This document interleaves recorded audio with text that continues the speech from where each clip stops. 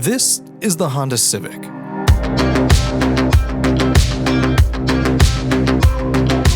Everyone knows this car. It's not new, and in fact, that's what makes it special. It has a legacy, one that we want to know if this 11th generation still holds true. Welcome to Autolab. First, we need to assess what the Civic name is meant to be. Well, basically it needs to be reliable, simple, fuel efficient, and comfortable to drive. Basically, imagine the perfect all-around commuter car, and then there you have it, a Civic.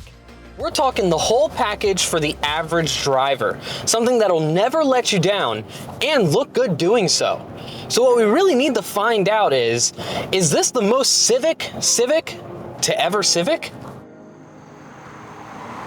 The Civic comes in a lot of different variants. Not enough to disturb the sacred timeline, but enough to get the attention of the TVA. You have the Sedan and the Hatchback, as well as gas and hybrid, and a bunch of other trims in between. Today, we have the Sport Hatch. Not quite the base model, but not the top dog either. But still, enough features to make you happy. You get 18-inch alloy rims, heated mirrors with blind spot detection, an 8-speaker audio system, but no Bose, various drive modes, nifty paddle shifters, and smart entry with walk-away lock.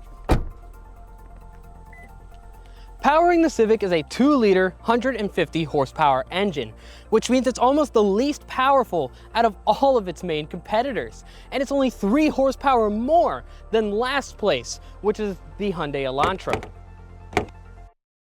That said, the Civic does come in a hybrid.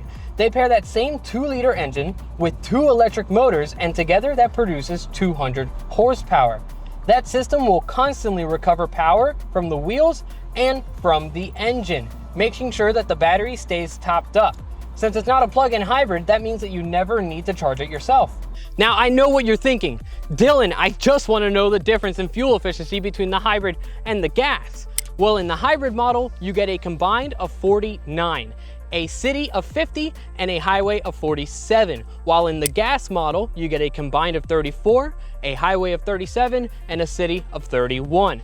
This means that the hybrid is way more efficient in a city environment, which means that if you're the type of person that's constantly in stop and go, the hybrid is perfect for you. Now the bad news is that all Honda Civics come with CVT transmissions. Now I've expressed my disapproval for CVT transmissions before, largely due to reliability concerns, even though they give you better gas mileage. I just don't get the appeal. They just make your car whine at 3,000 RPMs under acceleration. Take a listen.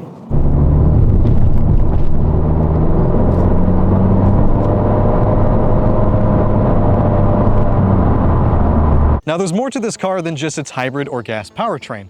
There's also the interior, which was drastically redesigned from its previous generation. So why don't we go ahead and check out the interior. Now this being the Sport trim, it's not anything crazy or anything fancy like the Sport Touring. And this one, there are a few things that they kind of cheap out on, but you still get all of those main features that still make it a really nice place to actually sit and be in. Let's start with the tech. The first thing is the gauge cluster. On higher trims, like the Sport Touring, you do get a fully digital gauge cluster, whereas on the lower trims, like the Sport and the LX, you get a partially digital and analog gauge cluster. What's really nice is that you still have the functionality to be able to change what your rev counter says, so you can customize it, do whatever you want, where you can show your range or anything like that over there. On the right side, you just have your speedometer, which is pretty standard and analog. Next, with infotainment, you can see that we just have a standard 7-inch touchscreen. That's all you really need for pretty much your sport trim. It gives you Android Auto, Apple CarPlay, but really nothing else, and it just uses Honda's regular infotainment system. Once you move up to the Sport Touring, you get a 9-inch touchscreen that also gets integration with Google, like Google's Play Store, as well as Google Maps. I'm not a big fan of that. I would rather just be able to use Android Auto and Apple CarPlay, and you still can, because on that one, it also switches over to wireless Apple CarPlay and wireless Android Auto. On that higher trim, you do also get a 12-speaker Bose audio system, which is going to be a lot nicer because it gives you that subwoofer. Moving down to the climate control, that's where my biggest gripe with all Honda Civics are in general. These center vents, you cannot turn off. You can angle them to go different directions, but As far as I can tell, there is no discernible way to turn them off. When you go up in a higher trim though, you do get dual zone climate control, so that's a little nicer. So that way I can have my own temperature and my passenger can have their own temperature.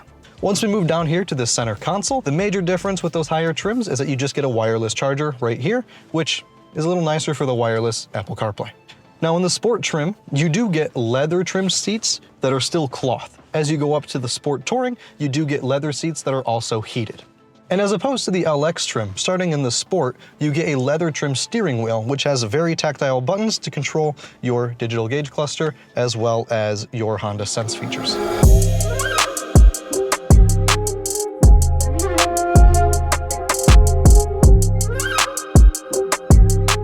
Now the interior is great, but when it comes to the hatchback and the sedan, they are going to differ a bit when it comes to trunk space.